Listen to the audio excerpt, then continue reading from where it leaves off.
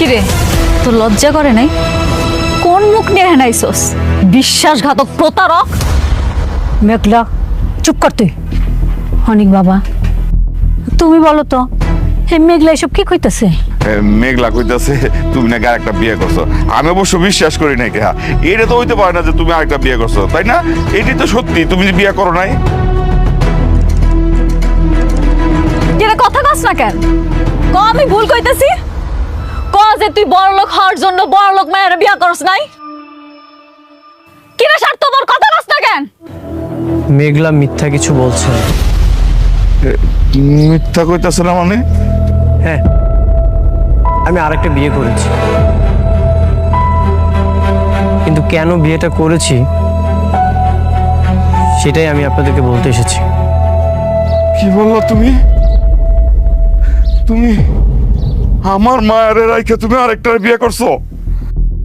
আমরা তোমার এত বিশ্বাস করতাম, তুমি আমার মায়ের কপালটা পুড়াই দিলা।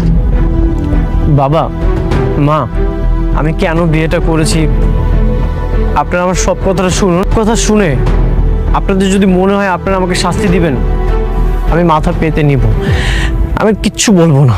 থাক, তোর মতো মিথ্যাবাদীর আর কোনো কথা শোনা লাগবে না। তুই একটা প্রতারক, তুই প্রতারণা করছিস, তুই এখান থেকে চলে যা যা। মেঘলা প্লিজ, তুমি আমার কথাটা বোঝার চেষ্টা করো। তুমি আমাকে একটা সুযোগ দাও, আমি তোমাকে সব কিছু বলতে চাই। কি বলবি তুই আর আমি কি শুনবো? তুই আমার কি কইছিলি? তুই কস নাই যত বড় লোকে হয়ে যাস তুই এখানেই থাকবি? 7টা দিনও পার হইল না, ঠিকই কোটিপতির মায়ের বিয়া করে ফালাইলি। আমি বাধ্য হয়ে বিয়েটা করেছি। তোর মতো জঘন্য মানুষ সব কিছু করতে পারে। তুই যে আমার স্বামী সে নামটা আমি মুছা ফেলাম।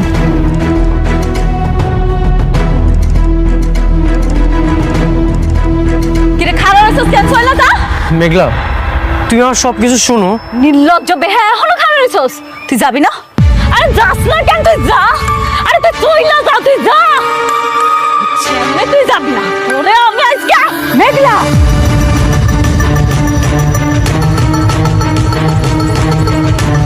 মেঘলা তুমি আমাকে জুতা দিয়ে মারবে? তুই যা করছস তার জন্য তোর জুতা বিটা করা উচিত, কিন্তু করুম না। কেন করুম না জানোস? কারণ আমি তোরে ভালোবাসি, তোরে সম্মান করি। একদিন হইল তোর লগে আমি সংসার করছি। ভালো ভালো কইতেছি চলে যা।